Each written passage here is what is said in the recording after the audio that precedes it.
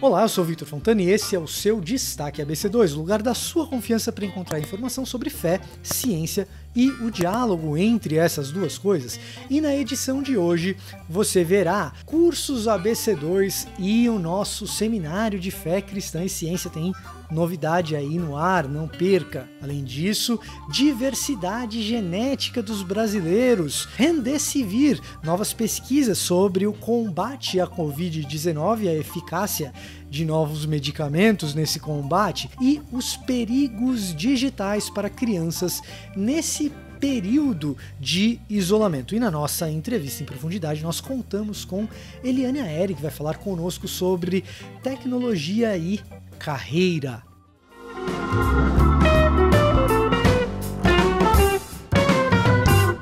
Cursos ABC2 e o nosso seminário de fé cristã e ciência. É com muito prazer que eu continuo anunciando que as inscrições estão abertas para o curso E Deus Falou na Língua dos Homens, ministrado pelo meu amigo Paulo On, professor de altíssimo gabarito, mestre em estudos bíblicos pela Universidade de Edimburgo e que traz esse curso baseado no livro que ele mesmo publica pela editora Thomas Nelson, que aborda como essa coletânea de 66 livros pode ser melhor compreendida. Se você quer entender o texto bíblico, entender o que a Bíblia realmente é, se você tem algum interesse pelo que a Bíblia diz, esse é um daqueles cursos que necessariamente você deveria se interessar e fazer. Então as inscrições estão abertas, temos link aqui na descrição. E eu também anuncio que na semana que vem nós temos o nosso seminário de fé cristã e ciência para a região de Pelotas,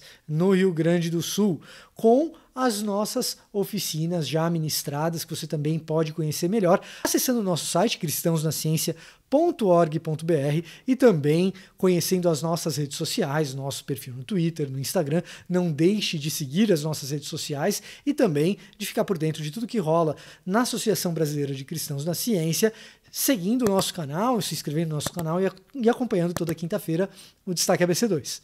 Diversidade étnica no Brasil. A gente fala muito sobre a miscigenação do brasileiro e agora nós temos números para falar sobre isso. A gente tem mapeamento genético para falar sobre isso, uma pesquisa recentemente divulgada e chefiada pela pesquisadora Lígia da Veiga Pereira, da USP, dá conta de mapear geneticamente o brasileiro. Foram mais de 1.200 voluntários apresentados por essa pesquisa agora e existem mais de 13 mil ainda por serem mapeados, mas os resultados preliminares já permitem algumas conclusões a respeito. A diversidade genética, por exemplo, é constatada como muito grande. Entretanto, uma outra coisa interessante apontada pela pesquisa é que, por meio desse mapeamento genético, a gente sabe quem teve oportunidade de deixar herdeiros, mais europeus, mais indígenas, mais negros. E o bastante interessante é que esse mapeamento genético confirma aquela suspeita que nós temos por meio dos documentos históricos de que mulheres de diversas etnias deixaram muitos herdeiros, mas entre os homens europeus deixaram muito mais herdeiros do que indígenas e negros. Na verdade, uma boa parte do nosso genoma europeu vem de homens antepassados. 72% dos homens que deixaram herança genética são europeus, de acordo com essa amostra de pouco mais de 1.200 pessoas. Ainda aguardamos por mais de 13 mil voluntários, embora essa amostra de mais de 1.200 pessoas seja já bastante significativa e informativa. Tratamento contra a Covid-19, temos boas notícias. Pesquisa divulgada pelo New England Journal of Medicine, uma publicação respeitada na área, dá conta de que o tratamento com o antiviral Remdesivir realmente tem efetividade contra o SARS-CoV-2. O antiviral é o segundo medicamento que tem algum tipo de eficácia comprovada no tratamento da Covid-19. Mais especificamente, ele sucede o primeiro medicamento, que é a dexametasona. A grande boa notícia nesse sentido é que, enquanto a dexametasona é um esteroide que atua majoritariamente como um anti-inflamatório, suprimindo os efeitos imunológicos que causam grandes inflamações por causa do SARS-CoV-2, o Remdesivir ele atua de outra forma, ele é um antiviral de fato.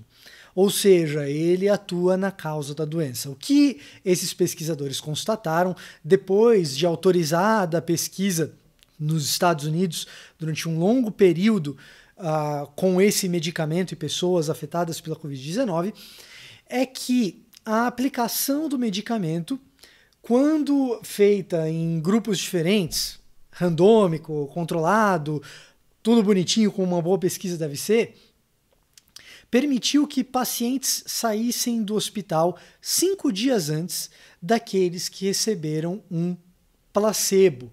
Ou seja, a hospitalização obedece a um período mais curto com a utilização do Remdesivir, na média em 5 dias, o que é excelente quando se fala de ocupação de leitos, por exemplo. No quesito fatalidade ou mortalidade, a diferença não é tão grande, mas ainda assim salva-se vidas. Enquanto no grupo que recebeu o placebo, o índice de pessoas que vieram a óbito por causa da Covid-19 foi de 15%, no caso daqueles que receberam Remdesivir, o índice foi de 11%, ou seja, mais baixo. Não é algo que se diga de uma cura milagrosa, descobrimos a cura, mas um medicamento que sim aumenta as chances de vida das pessoas que contraem a doença. Do lado ruim, o Remdesivir é um tratamento caro, intravenoso, dado sob prescrição médica para quem já está hospitalizado.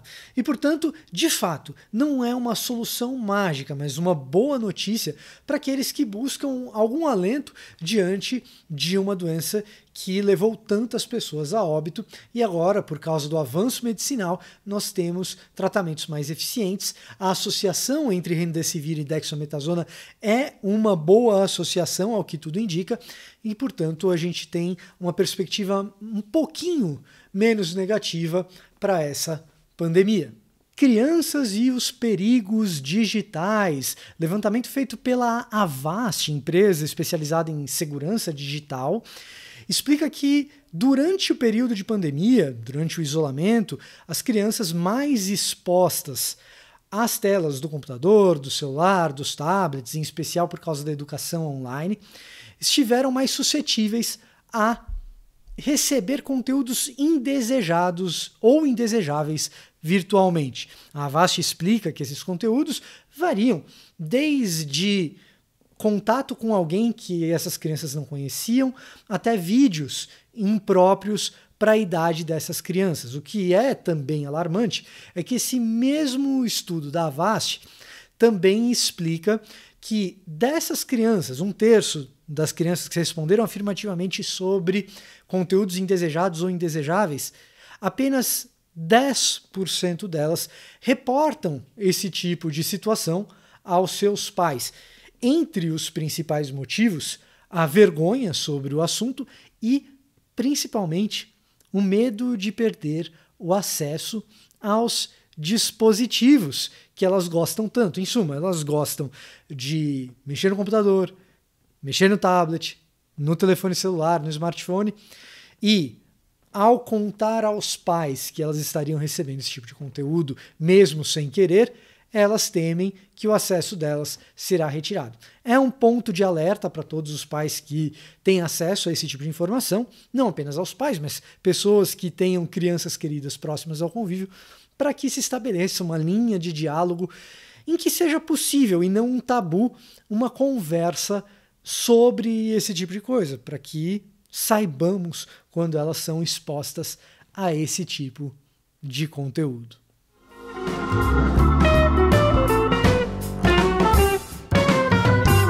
Então, para conversar com a gente sobre carreira, em especial carreira em mercados de tecnologia, gente que tem um perfil mais técnico, tem bastante gente que nos assiste que é pesquisador e tem um pezinho no mundo corporativo, a gente trouxe aqui Eliane Aeri, que é da diretoria da ABRH, Associação Brasileira de Recursos Humanos, e também é sócia de uma empresa de tecnologia na área de recursos humanos, então tem um bocado de experiência para compartilhar com a gente a respeito tanto de carreira e da parte de recursos humanos, como também das questões a respeito do mercado da tecnologia, de gente que tem um perfil mais técnico, mais acadêmico também. Lia, obrigado pelo convite, obrigado por estar com a gente. Eu que agradeço, eu tô chamado para estar aqui hoje com vocês e eu espero poder retribuir aí e trazer conhecimento para as pessoas.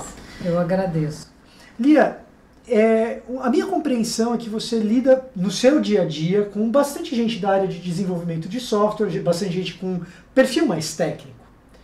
Eu queria entender o que a gente tem como senso comum é que pessoas com perfil mais técnico, sejam aquelas que estão na área da tecnologia ou software, ou aquelas que estão na academia mesmo, o que a gente espera delas é capacidade técnica. A minha pergunta para você vai numa outra direção. Quais são os elementos que às vezes você sente que podem ser diferenciais para alguém que já tem essa capacitação técnica? Você olha para o currículo do cara e você fala, ele sabe fazer isso. Você olha para o desempenho do cara e você fala, ele sabe fazer isso.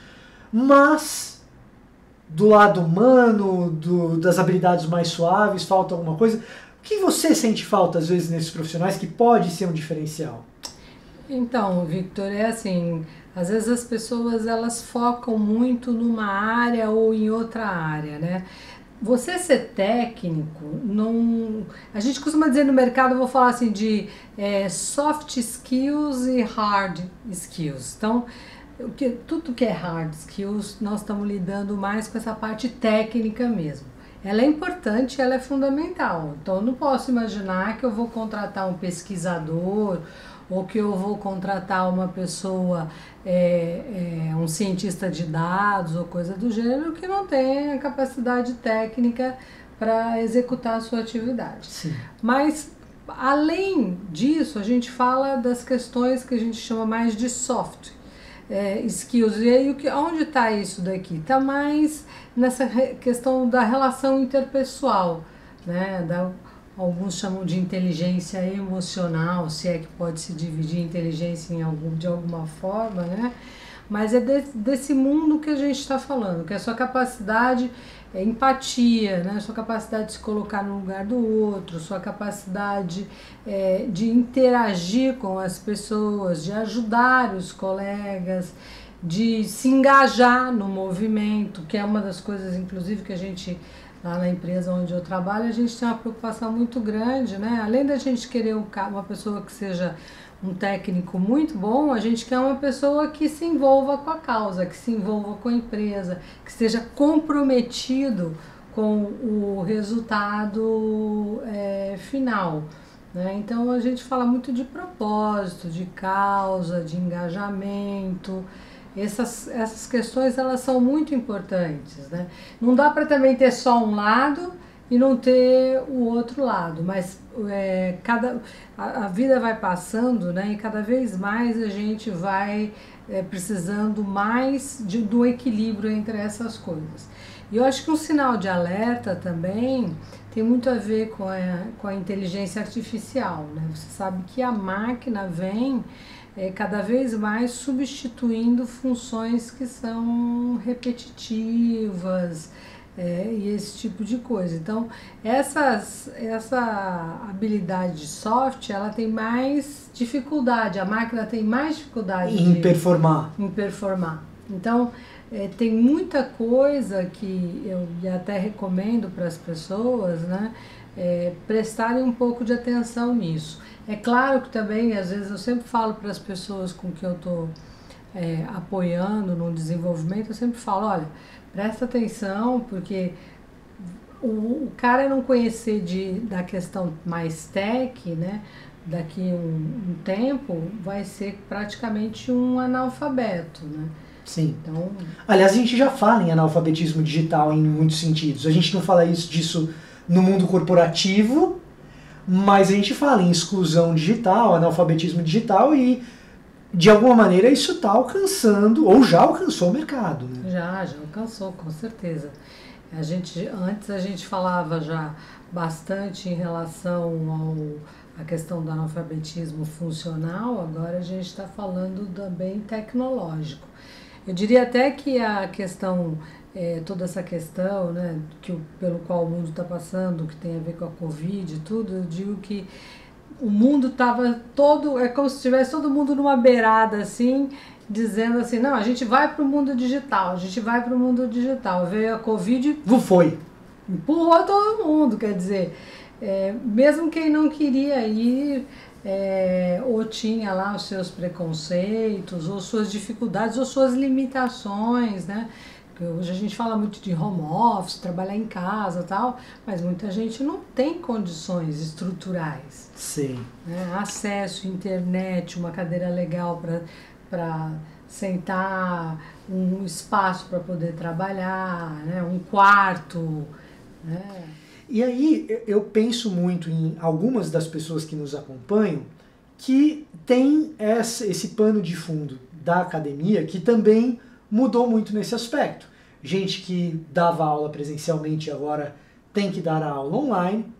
E gente que depositava suas fichas muito num Lattes, que é super técnico, e às vezes se frustra. Eu conheço alguns que têm alguns relatos de frustração, porque, de certa maneira, o ambiente acadêmico ele também tem as suas nuances de política, de habilidades suaves como essas, de percepção de onde você está pisando, quem são as pessoas com quem você se relaciona, e uma boa parte dessas pessoas acabou vendo que a tecnologia, nem tanto até por causa de inteligência artificial, mas por causa dessa migração digital, um professor acaba fazendo trabalho de 20 pelas ferramentas que se disponibilizaram. Se a pessoa não tem a habilidade de se relacionar, entender esses fluxos, que são subjetivos num certo sentido, ela acaba ficando para trás. Agora, minha pergunta é a seguinte, Lia, para a pessoa que tem o perfil mais técnico e que reconhece que tem uma dificuldade, seja no lado da inteligência emocional ou da percepção política de determinados movimentos, como que essa pessoa se desenvolve? O que ela pode fazer? Como que se começa isso? Existem várias técnicas, né, Vitor? Primeira coisa é que a pessoa precisa estar aberta, né? Eu sempre digo que você tem que estar com a cabeça sua aberta. Eu diria que o primeiro passo é sempre o mais difícil, é você reconhecer que você tem as suas limitações. Aliás, eu diria até que nesse mundo mais acadêmico, as pessoas que têm esses currículos muito recheados, às vezes tem que tomar cuidado também com a soberba, né? Que às vezes você pode ter tudo isso e entrar numa sala de aula e não conseguir transmitir conhecimento, né? Então você precisa começar a trabalhar com feedback, você precisa começar a se preparar para esse mundo, né? De um feedback mais contínuo. Então, se você tem um pouco de dificuldade, né, pede para aquelas pessoas que são mais próximas a você te ajudarem, te darem um feedback. Mas assim, tem que ser aquelas pessoas que vão te falar exatamente a verdade. A real. Vão bater a real para você. Exatamente.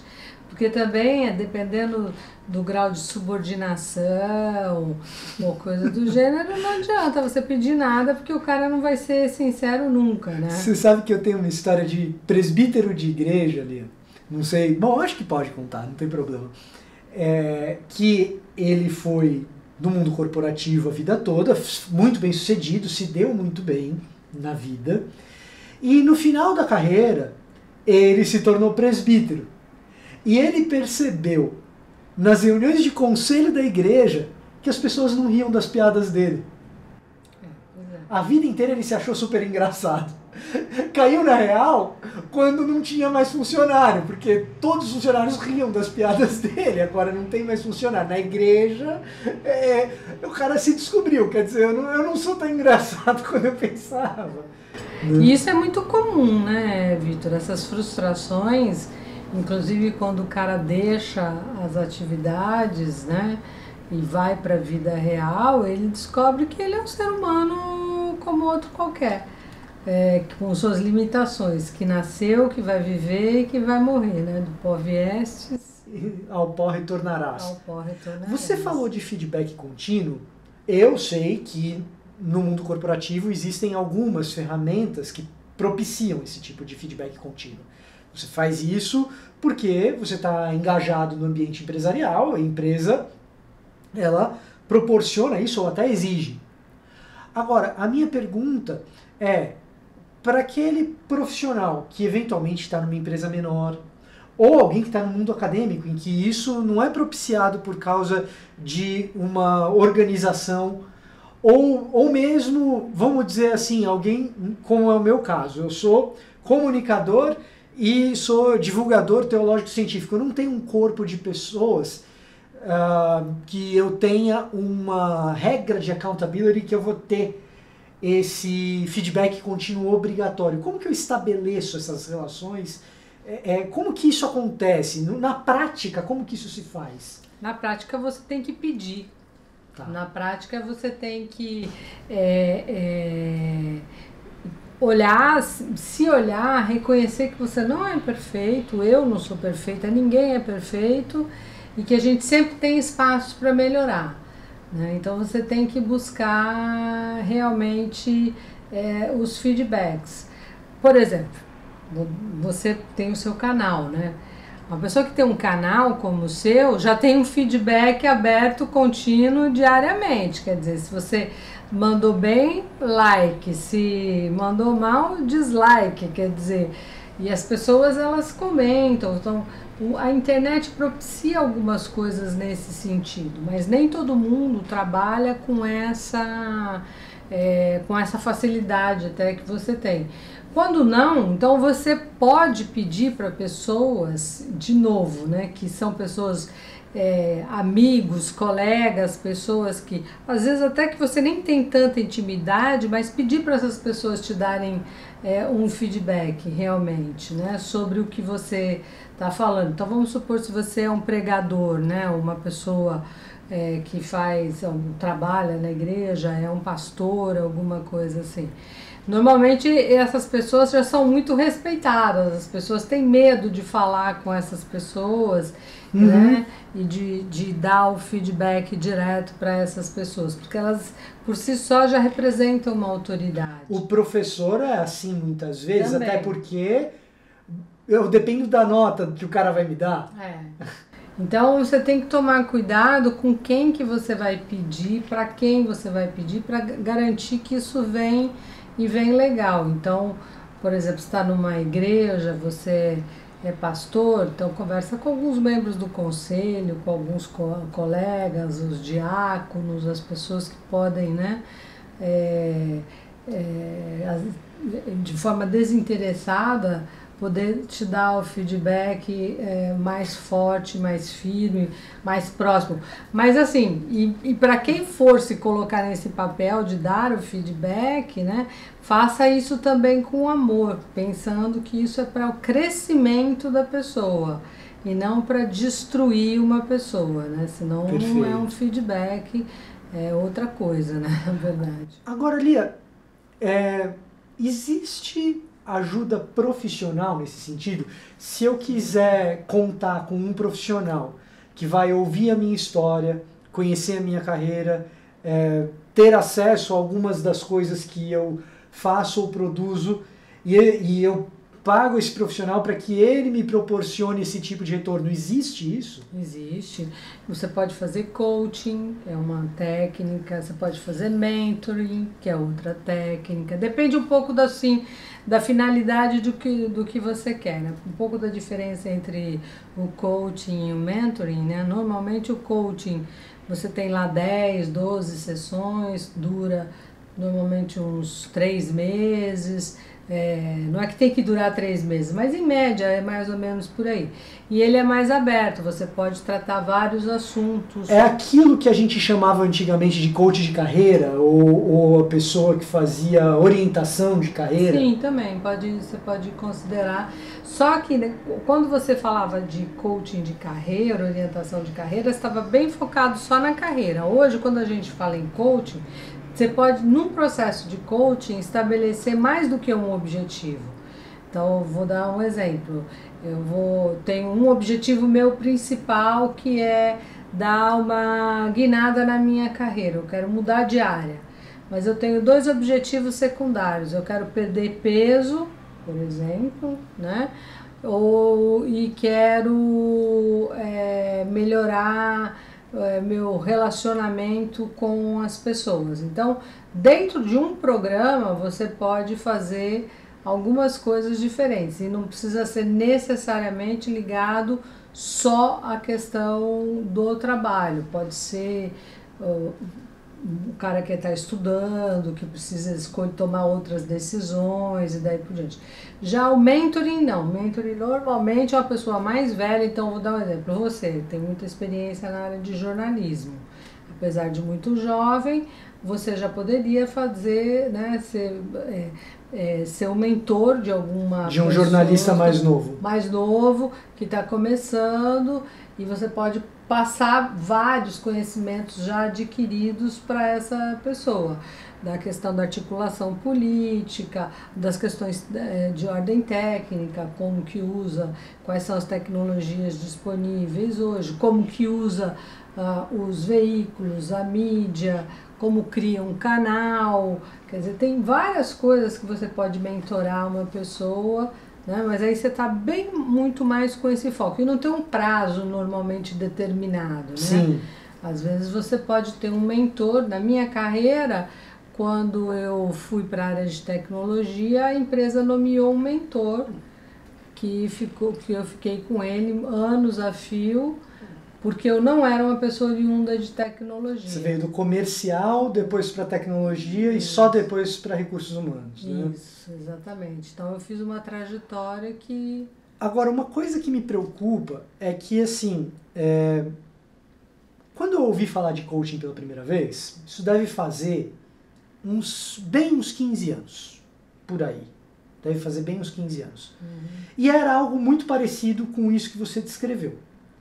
Agora, de uns 5 anos para cá, a história do coaching se popularizou de uma maneira que qualquer um diz que é coach. E existem variações que são muito diferentes dessa descrição que você acabou de dar. Tem um coach quântico, tem um coach espiritual, tem de tudo. De forma que até quem faz esse tipo de trabalho que é mais, eu diria aí técnico, que você acabou de mencionar, meio que perdeu o nome no mercado para esses caras que poluíram. Virou, a minha percepção, eu posso até estar equivocado, mas virou um pouco de um trabalho personalizado de motivação. Tem... Infelizmente, assim como isso aconteceu, e você tem toda a razão, né, falando agora sobre coaching e tal, você pode perceber também movimentos até muito mais sérios, né? Quando você fala assim, a igreja, de 10 anos para cá as igrejas proliferaram de maneira gigante. Ora, você tem lá no meio... Tem de tudo ali no meio. E a gente acaba brigando um monte por causa dessa história. Exatamente. Então, é muito difícil, inclusive, para quem é evangélico, por exemplo, é muito difícil, porque você acaba entrando numa vala comum. Como é que eu explico para o cara que eu não sou aquele evangélico? Aquele cara lá que... Entendeu? Porque o coach que a gente estava conversando até agora há pouco, ele precisa fazer um certificado, ele precisa tirar um certificado, existe validação técnica para isso, se eu não estou enganado, certo? Eu, por exemplo, fiz a minha formação na Filipelli, né? Existe um programa de certificação, esse mesmo que eu fiz, o programa de certificação em conjunto com uma empresa americana, né? Mas são várias, tem um instituto também de coaching aqui no Brasil. Tem muita gente muito séria realmente trabalhando com isso. Que são profissionais da área de recursos humanos muitas vezes. Muitas vezes são da área de recursos humanos. Mas, por exemplo, muitas vezes a pessoa é oriunda de outras áreas. E ele está ajudando, principalmente na parte de mentoring, né? É muito comum você pegar pessoas com especialidades nas áreas diferentes E os próprios RHs das empresas, às vezes, vão e dão a capacitação para aquela pessoa fazer o mentoring. Um homem de finanças, por exemplo, um CFO, a vida inteira dele foi como executivo de finanças, tem ali um jovem brilhante que possivelmente pode ser um sucessor, coloca ele debaixo do CFO que vai ser esse mentor. Sim, exatamente. Você tem várias alternativas, vários recursos que você pode usar. Existe sim certificação para algumas áreas como essa, né? Eu recomendo, quando você for procurar alguém para fazer trabalhos dessa natureza, que você se informe bem aonde que o cara fez o curso, aonde ele se formou, onde ele aprendeu, que técnica que ele usa. Eu sou um pouco mais conservadora, né? Então, quando começa assim, o coach quântico, não sei o que e tal, eu já fico meio, entendeu? Mas não quero fazer juízo de valor, nem dizer que é bom, nem dizer que é ruim. Eu só estou dizendo assim, há muito tempo, né, que eu faço coaching, mentoring, e a maioria dos meus trabalhos todos não são remunerados. Eu faço muito desse trabalho focado no próprio terceiro setor, né? Agora mesmo a gente está fazendo um trabalho com o pessoal do Gerando Falcões, que trabalha com pessoas forma a liderança para que estão dentro das favelas e tal. Então, um trabalho muito bonito. Um outro trabalho também agora que é focado só em desenvolver mulheres, liderança feminina. Então tem muita coisa bacana e séria que está sendo feita por aí. Mas como tudo na vida, você coloca aquele bichinho chamado ser humano no meio, né? A chance de dar uma desandada de vez em quando é bastante razoável, né? É razoável, é bastante razoável. Mas olha, nada do outro mundo. Quem pode fazer uma pesquisa, olhar, até porque o processo de coaching é um processo que costuma ser caro, né? Tá. E eu acho que a pessoa tem que saber ser pé no chão, o que eu vou ter no final. Perfeito. Onde eu tô, onde eu vou chegar, qual o objetivo que você tem, por que você precisa de alguém para te ajudar. Porque eu sempre digo que você pode ser o melhor coaching do mundo, você pode ser excelente. Se a pessoa que vai se submeter ao processo não tiver afim, inclusive tem muitas empresas que pagam esses processos, né, para que a pessoa faça, e tem gente que sai para fazer, não, eu vou fazer o coaching agora, não sei o quê. Não, porque agora a empresa está pagando para toda a liderança da empresa. Não é esse o espírito, o espírito tem que ser de, que legal, oportunidade, vou aprender, vou fazer, coisa do gênero, né? Então, assim, não tem um bom profissional, assim como não tem um bom professor, né, que consegue fazer alguém crescer sem que a pessoa queira, né? No forceps não vai sair. Não vai sair, não adianta, entendeu? Lia, muito obrigado por nos receber, por estar conosco, por responder aí as nossas perguntas. E a você que nos acompanha, fica feito o convite para continuar nos acompanhando todas as quintas-feiras no Destaque ABC2.